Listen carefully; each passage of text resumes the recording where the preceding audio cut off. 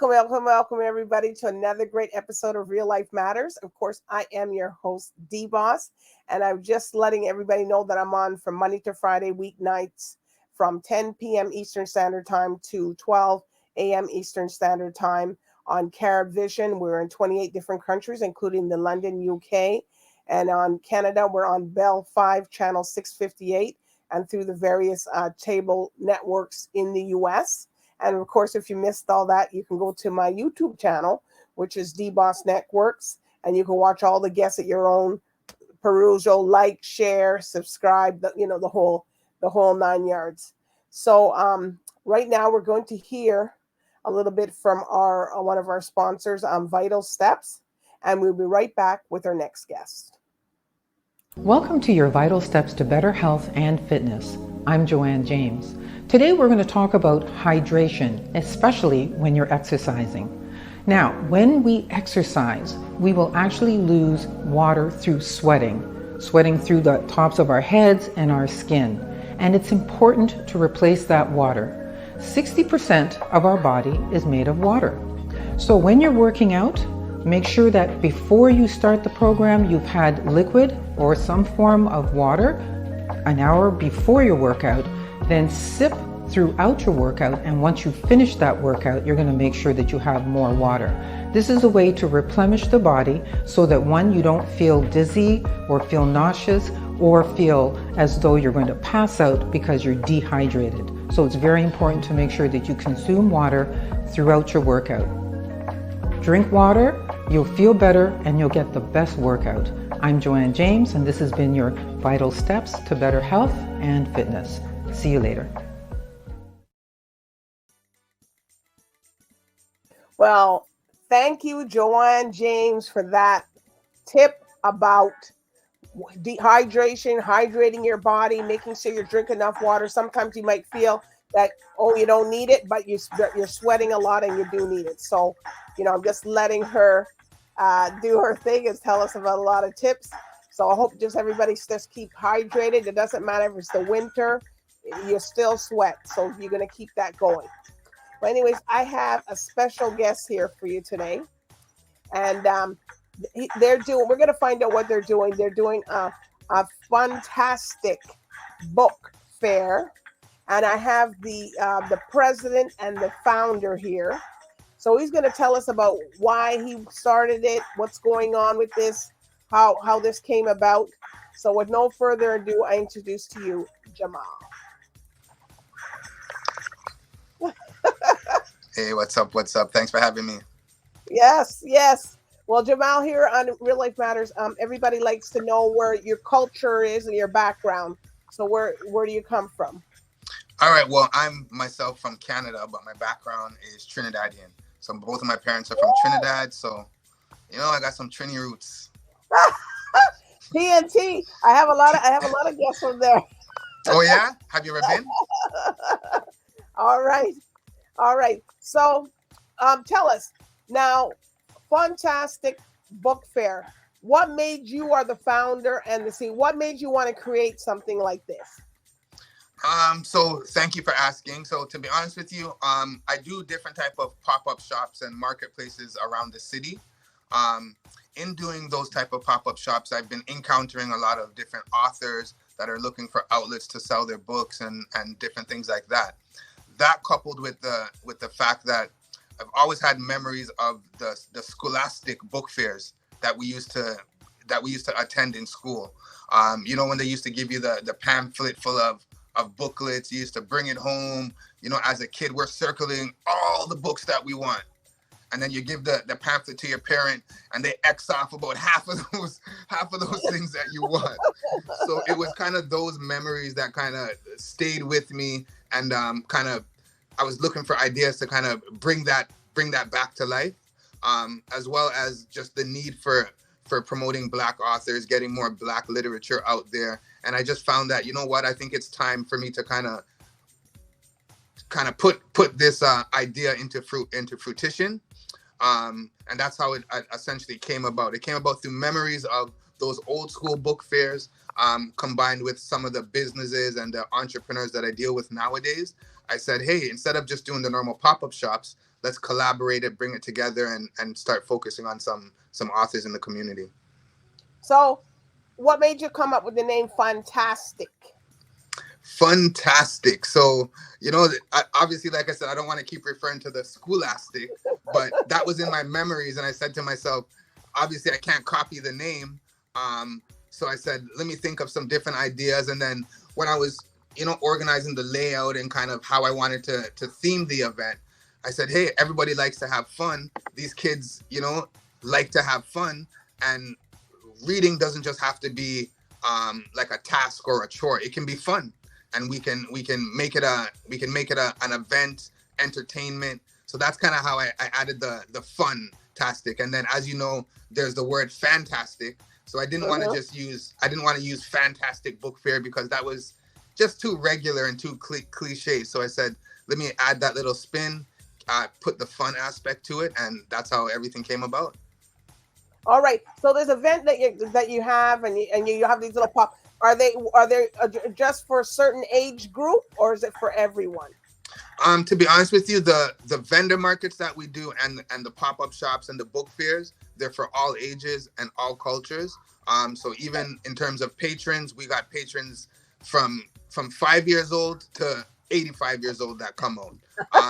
Because again, when we do the events, it's very high energy. When you walk in the door, the first thing you say is, wow. You feel the vibe. You see the entrepreneurs. You see the different products. We got music playing. We got activities for the children.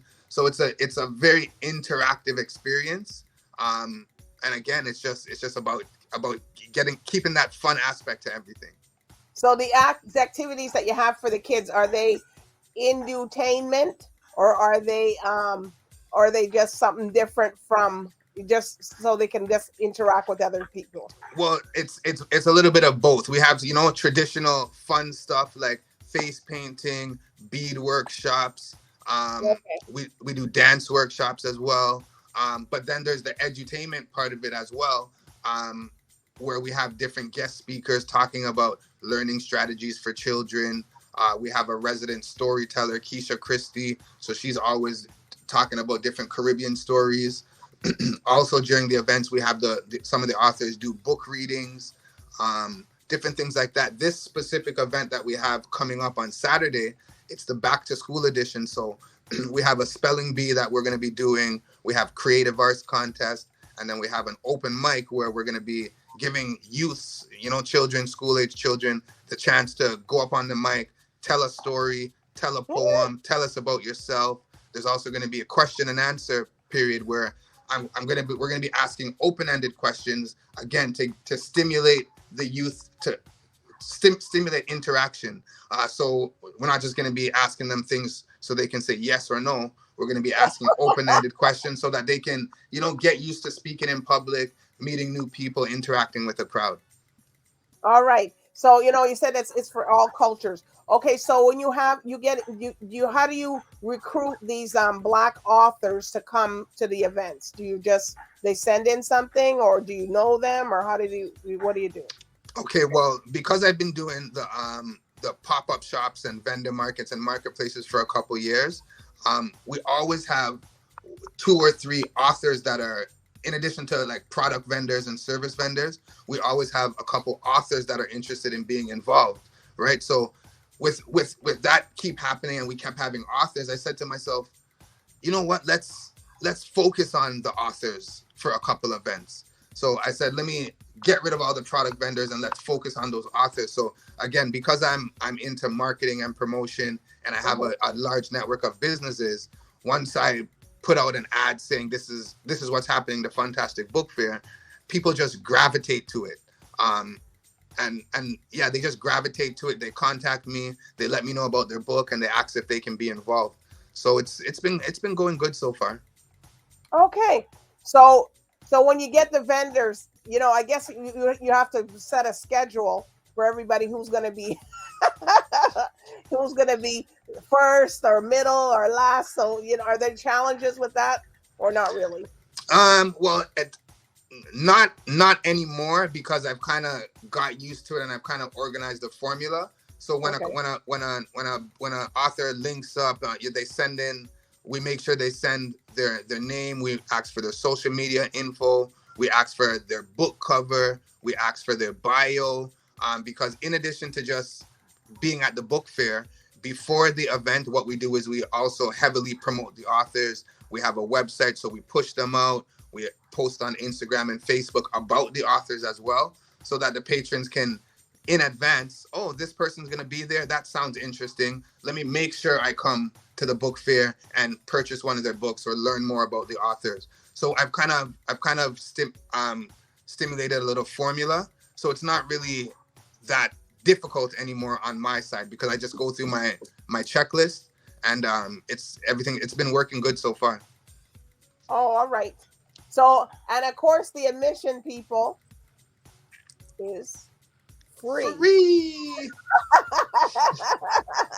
Everybody likes that word, free. Everybody likes the word free. And then there's other pop-up shops and events that will charge people to come in, but because like I know how it is to be an entrepreneur and to be on that hustle and to get your stuff out there. As the promoter, I could easily be like, oh, $5-10 to get in. But I would rather you take that $5-10 and go purchase it and support one of the authors.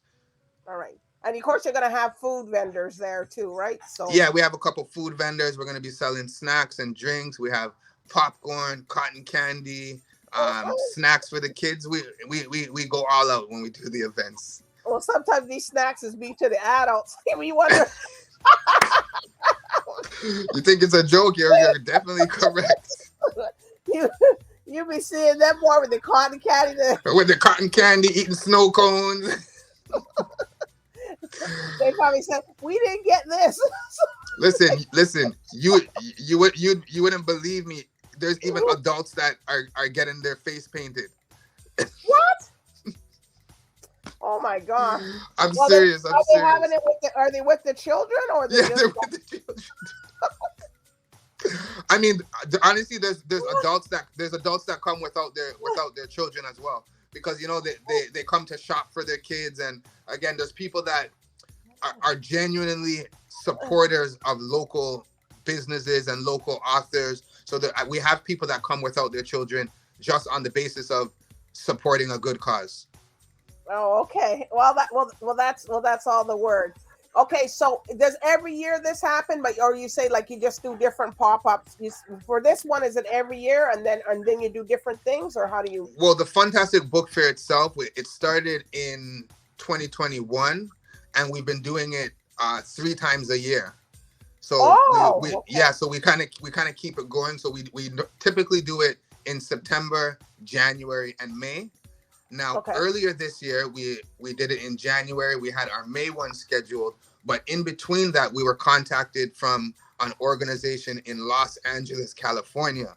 They seen what we were doing. They were loving the fact that we were promoting the culture, promoting literature from Black artists, and they requested us to come down to a literary event that they were having in Los Angeles. So I gathered up some authors, some of their content, and we brought their stuff to this event in LA. It's called the Caribbean Literary Festival. So this Funtastic Book Fair had brought me to LA for the first time. We created a magazine featuring some of these authors. We had a whole campaign going, and things have just been progressing since. Okay. Well, you should get that lady, she does the Harriet Tubman. Oh, yeah. Well, definitely, I'm gonna contact it if you have any links. Brown. Yeah, because she works with kids and she shows them how to be, positive with themselves and to say positive things to others. And you said her name was Carol Brown? Carol Brown, yeah, but it's spelled with a K. But she imitates Harriet Tubman, and she does it in the mature what she would be now today, well, she's passed, but what she did for people today. So she's like a grandmother. So she has a lot of educational stuff. So we got it, when you see that, and she works with a lot of girls, and she gives them a box and stuff. So that could, I'm just putting it Yeah, out. I'm definitely gonna check out and do a little research there, because again, we always like to have different special guests come through. So I think that'll be good. And again, Yeah. it's good for our youth to see us in a different light. So Yes. if she's Mimicking Harriet Tubman, I'm pretty sure she's gonna be able to come and tell stories Yep. about Tell the the story past and and sit educate the down kids. and all that, so people know the history, Black history. Yeah, so thank you for that. Thank you for that Yes, little it's tidbit okay. there.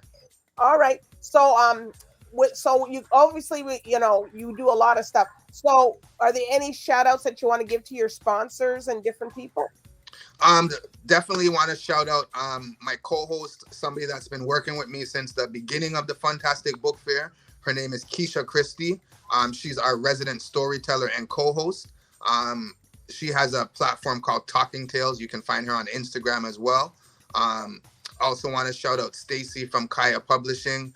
We worked on an early event together, and she continues to feed me different authors and push the collaborative. Also want to shout out my mom, Sandra. My mom got my back 100%. Anything I do, she's always supporting and pushing it. And last person I want to shout out is ACBN, the Afro Caribbean Business Network, and Ryan Knight. So a lot of times they're willing sponsors to the event. They throw their help, they throw their support, they throw funds towards the event, and they help keep things running in good manner. So shout out to ACBN, shout out my mom Sandra, shout out to Kaya from Kaya Publishing, and shout out Keisha Christie. Also want to shout out you as well, DBoss, and other platforms that are contacting us to do interviews and help pushing the narrative. So thank you very much. Oh, that's no problem. That's what I'm here for. That's here for that you could display and tell people what you do, and a lot of people out there probably don't know, didn't know what you did, even though it's very popular. But nothing gets more than if it's more popular, then people will be like, exactly. It all helps. No, exactly. You're definitely right there. Okay, so if people want to get more information and stuff, where can you mention your social medias where they're at? Yeah, definitely. So in regards to the Funtastic Book Fair, if you're looking for more information on that specifically, we have a newly created website. You can check out the funtasticbookfair.com. We're also on Instagram as well at the Funtastic Book Fair. And just a quick thing to add on, since we've created the website, we also have a promotion campaign that we put out where if you know an author, or if you're an author and you're looking for some extra promotion for your book, you could send us your book cover and a brief synopsis about your book. And what we do is we will post that on our website for free. We post it on our Instagram page for free with a purchase link to your book. So it's just more exposure for the authors and more ways for them to get their stuff out there. Okay. Wow. I'm telling you, it's a lot of information. It looks like a lot of fun, and people. So get out there with your kids and stuff. People like to read, and we got to promote reading. Yes, everything's on the computer, but you also got to read too, because read makes you speak good, write good, all that. There's a lot of effects from reading. Definitely. I actually, when I was in LA, one of the big topics that was going around at that time was apparently that one of the officials in Miami was banning books. What? Like literally banning books, and I couldn't believe it that this was actually happening. So I think things like this are important. Like you said, everybody's on the computer, everybody's on these devices. We got to make sure our youth have the knowledge and know these things that we grew up doing. Reading can be fun. Reading is fundamental. So yes, we want to make sure that our youth have that opportunity and the exposure. And the fact that there's so much Black authors out there with new content, it's just more reason for us to be educating the youth that there is content out there. Like I mentioned to you earlier, I just came out of a meeting with the Durham District School Board. I've been working with lots of different organizations, trying to push the culture, trying to push Black literature, and we're doing a good job. So we're just gonna keep pushing and see how far we can take this. Yes, you're gonna take it very far. And you guys come back, because and even if you want to showcase some of the authors and stuff, they can come back on too. Oh, I think that'll be a great idea, because these authors, they're hustlers. They're looking for as much exposure as they can. So I'll definitely put some of them in touch with you, or let them know what's going on. And I guarantee you'll have some more guests because of that. Yes, well, there's no shortage of guests. There's no shortage. They're coming in from all over the world. So. Yeah. Well, I was looking at your YouTube page, and then when I was scrolling around, I actually seen some other people that I know that were on the show already. I was like, oh, okay. Oh, you saw them? Oh, yeah. Yeah. When I was looking at the page. So there's a lot of people. So yeah, there's no shortage here.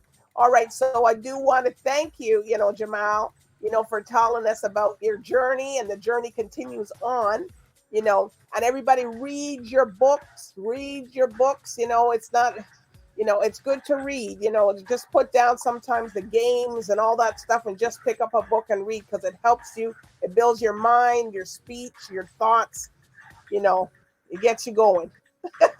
That's all correct. I agree 100% with what you just said. I love books, so I mean, I was like that. I read the dictionary too, so that helps you spell. It also helps you spell. So. It's true.